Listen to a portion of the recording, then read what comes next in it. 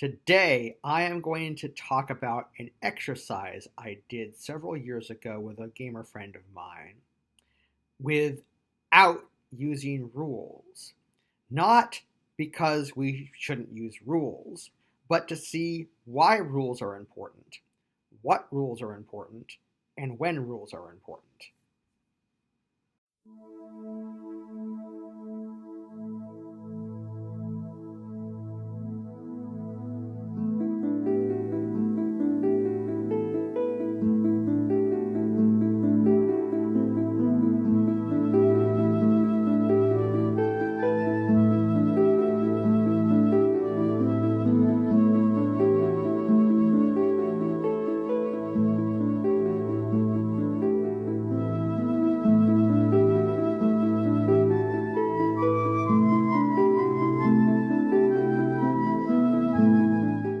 Playing role-playing games, particularly Dungeons and Dragons, back in the early 80s, I think around 1982.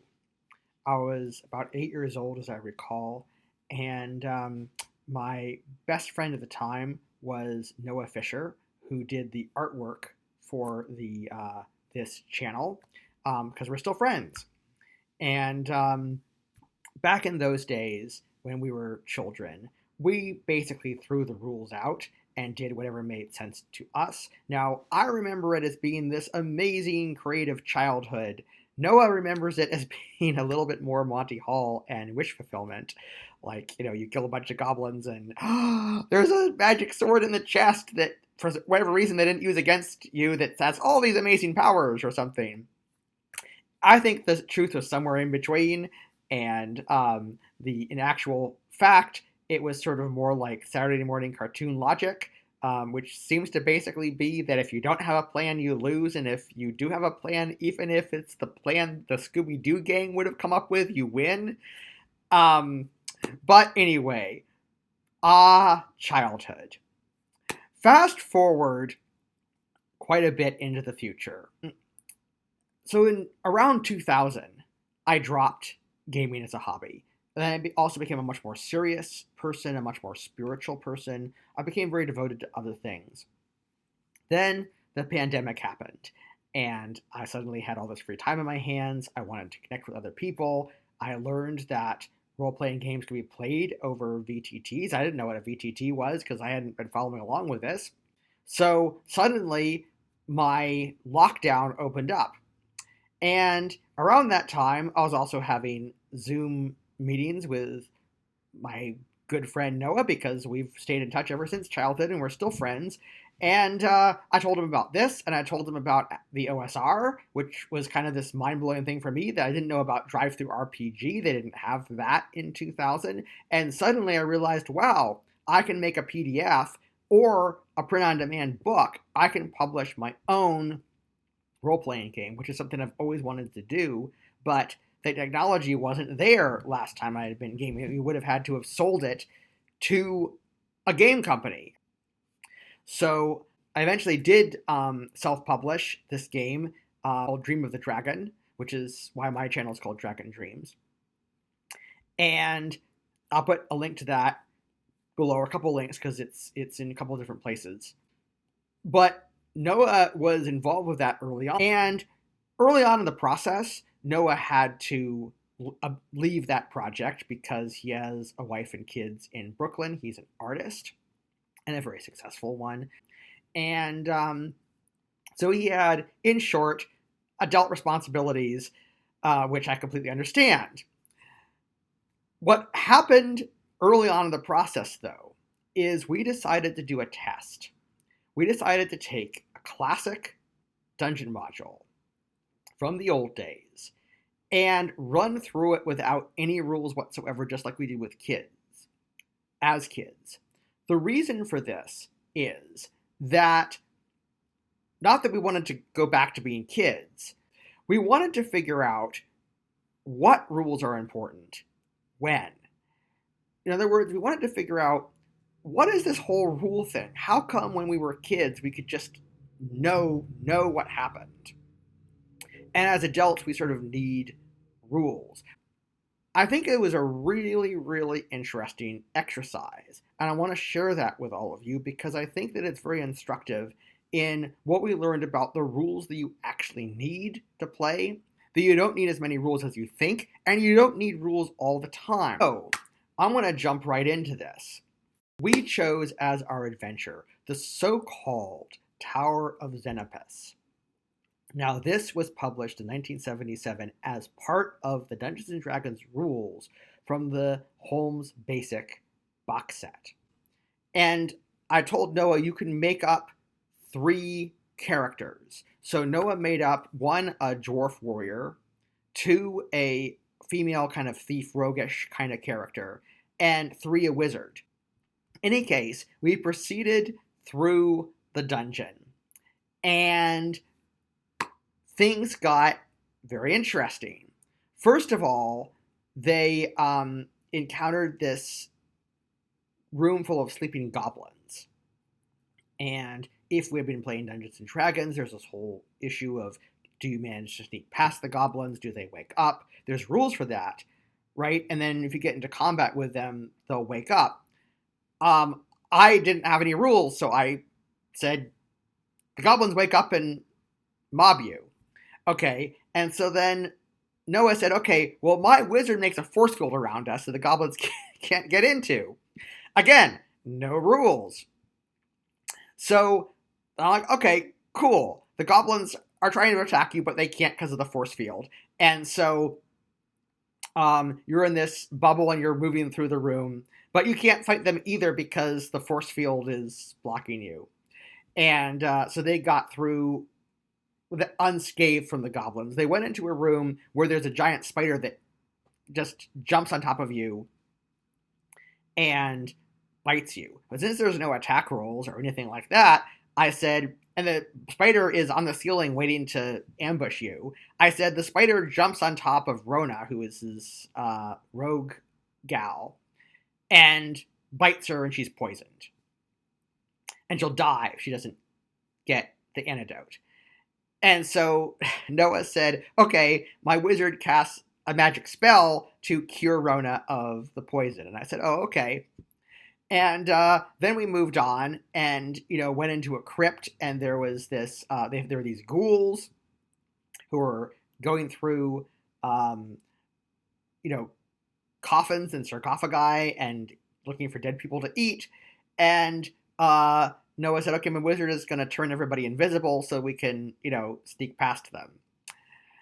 All right, I'm going to stop it there because obviously there's, a lot of unnecessary details I could have gone into and other things that we did in our little session. But there was a number of instructive things that we learned from this test. The first rule that we learned from not having rules is there's no realism to magic. Okay, and to me, the more I thought about this, and as I developed my game, Dream of the Dragon, I came to realize that magic is probably the single most important system to have in a fantasy tabletop role-playing game. The reason for that is that there's no way for me as the game master to really think through what magic spells a wizard of a particular level would have, how often they can cast those spells, or what consequences there are, whether they have to make a skill check, any of those things. If there's not a system for that, there's no realism to fall back on to say what the terms are under which people can use magic, or to balance that with any sort of real-world logic that reigns in that power. You'll notice that every time they got into trouble, Noah came up with ideas about the spell his wizard would cast. Everything that's not magic can be sort of handled a little bit, halfway at least, by the GM. The reason for this is that there's real-world logic you can employ. so that, first of all, a skill system isn't actually necessary. I mean, you could just describe this is my character's background, and the GM could say, based on the background that you told me, I think it's reasonable that your character would know how to use these skills. You probably want some sort of dice rolls to determine whether or not they accomplish their skills if there's a question about whether or not they'll be able to do something. But there's plenty of GM advice out there that says don't make players roll skill checks all the time.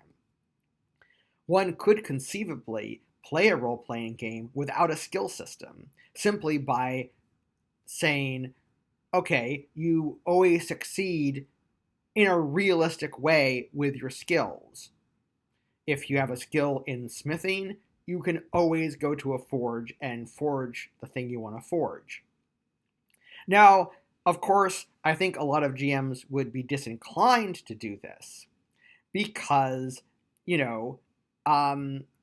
there's sort of a very obvious game reason why you wouldn't want to do this, which is things like opening locks, finding traps or disarming traps, that kind of a thing.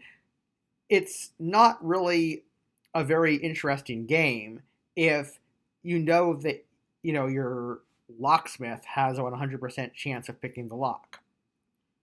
But even so, you don't necessarily need a system other than something like roll a die, and below this amount is a failure, and above this amount is a success. So you could say something like, determine what they need to roll on a d20, and if they roll that or higher, they succeed, and if they roll less than that, they fail.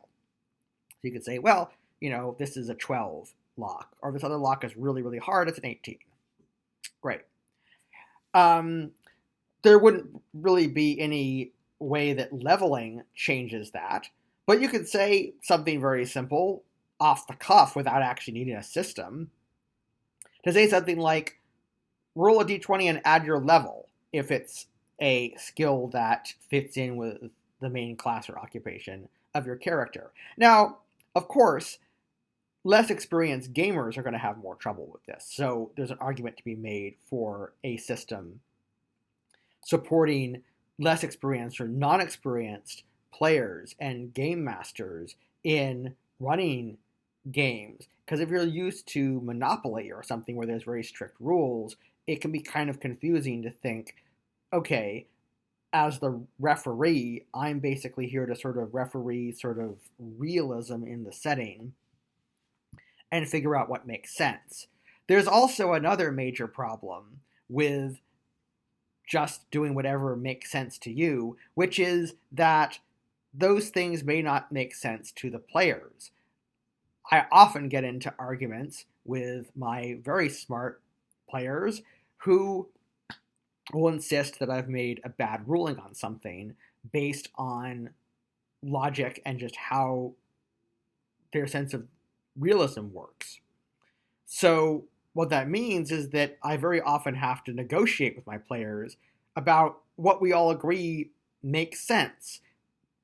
And of course, you can't just always let your players have their way, though, because they're going to be biased toward their characters. You as a neutral GM or referee are meant to be unbiased. What I discovered is that the combat system is kind of in between magic systems and skill systems in terms of how important it is and how nailed down it needs to be. But the combat system needs to be nailed down enough to be fair and predictable. Okay, because you could say, okay, just describe to me how you're attacking the orc. And you're like, okay, I'm going to raise my shield, and then I'm going to swing and feint, and then swing my sword around and get the orc in his neck.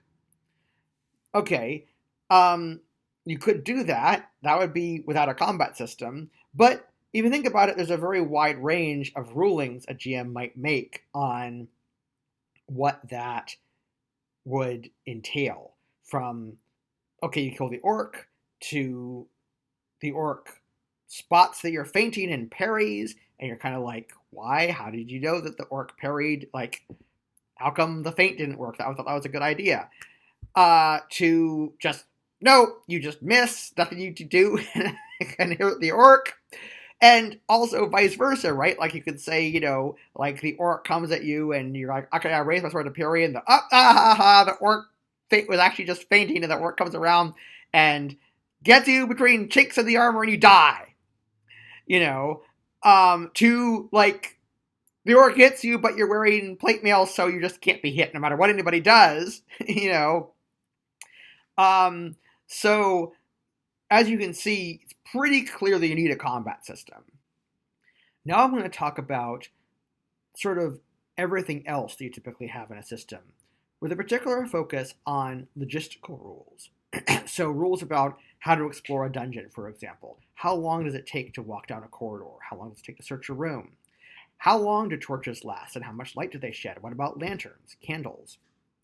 Can you get lost in a forest? If you think you're going west, can you actually be going northwest or southwest because you couldn't see the sky to show you which direction you're going? These are all the sorts of questions that they have rules for, particularly in old school D&D and the OSRs, which is one reason why I like to play them. And I think that these are rules that I would say are in a category where you don't really need them because you can figure it out realistically. So, like with skills, you could just not have any rules and have the GM figure this out. Now, you need to have a certain level of experience with a GM. That is, the GM needs to have a certain level of experience, I think, in order to be able to make these rulings confidently, or at least a lot of confidence. So it might be that they need to kind of, get used to making these kinds of rulings. But you don't really need to have them because you could just sort of say, okay, this is how I'm going to rule on food, for example, or water, or whatever. This is how much time things take. This is the chance watery monsters come by. You're making a lot of noise, so the orcs next door come over to check it out. Something like that. So here is why you might want to have rules, though, which is that, first of all, there's the question of consistency. One problem that I often run into when making rulings is the concept of players will often get mad at me where it's like one session I'll have made a ruling one way and another session I'll make it another way. And to some extent, that's my bad. I can see why they want consistency because they want to be able to predict their moves. Consistency is important. And, I have to say, as a player, I have to agree. I don't really want to be in a situation where the GM is kind of wishy-washy about how to rule, where one time they rule one way, another time they rule another way. Another reason to have these rules is, again, also for player expectation, because if you have a rule book, it means that the players can look at the rules and think through how they're going to play things based on the rules with the assumption that you're going to follow the rules as the GM. Now, there's such a thing, I think, as being too rigid.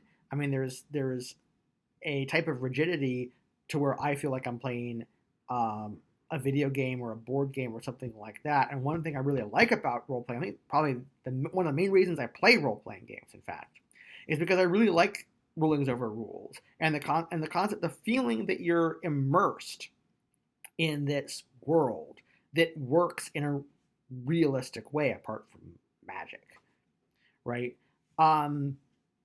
So that you have this feeling of being there. And I think that the more rules you have and the crunchier they are, the less immersion you're going to have, but the more confidence players will have in the decisions they make about what they do. So again, I think it's a happy medium, but I think that with logistical rules, you don't really need them, but you might want to have them. In conclusion, I think Noah and I learned several things from this exercise. One, there's a spectrum of how much the rules need to be nailed down and why you might want them to be nailed down. This runs from things that can be very easily determined in terms of what's realistic by the game master, and these would be skills and logistical types of decisions. All the way at the other end of the spectrum, there's magic, which absolutely needs to have strict rules and be nailed down so you know how things work. And in the middle of that, there's combat, which needs rules, but what kind of rules and how crunchy do they need to be versus rules light? So there's a spectrum of how much different subsystems are necessary in a TTRPG system. The other thing that we learned is that there is this balance between immersion on the one hand and having everything nailed down and having predictability for the players on the other. So that the game we played was really fun in some ways. It was extremely immersive because there were no rules whatsoever. It was just all theater of the mind, all me describing stuff, all Noah just being totally creative and coming up with things on the fly for how to solve various different problems. It was not something I think that would be fun in the long run because it's either way too easy for the player if you have a nice GM who lets you do whatever you want, or it's way too hard because the GM just doesn't let you do anything fun. But it is definitely immersive. So it maximized immersion and minimized the ability to figure out what would happen, particularly with magic. Okay, so that's the other question. So if you want to make a rules light game, particularly, but really if you're going to make any kind of TTRPG, or even if you just want to get better at your GMing skills and have a better sense of why the rules are there, what they do, what they're important, when you could ignore them, when you can overrule them, when you can use rulings over rules, etc. I would highly recommend trying out this exercise. Of course, I would not recommend that you really do it for a real session, but you might just ask your players, hey, let's get together on some day where we don't normally game, or take one session out of our regular gaming schedule to just try out this fun thing. We won't use our normal characters, and just kind of have fun with it and see how it goes, because I think it's illuminating kind of for everybody, not just for the GM, but also for the players to figure out, why are rules important? When are they important? How much are they important? How much do we care about immersion versus how much do we care about predictability and what tactics we can use? To what extent do we need to have rules for everything to the point where a computer could run it, which is probably not what we want, versus to what extent do we want the GM to be able to make rulings?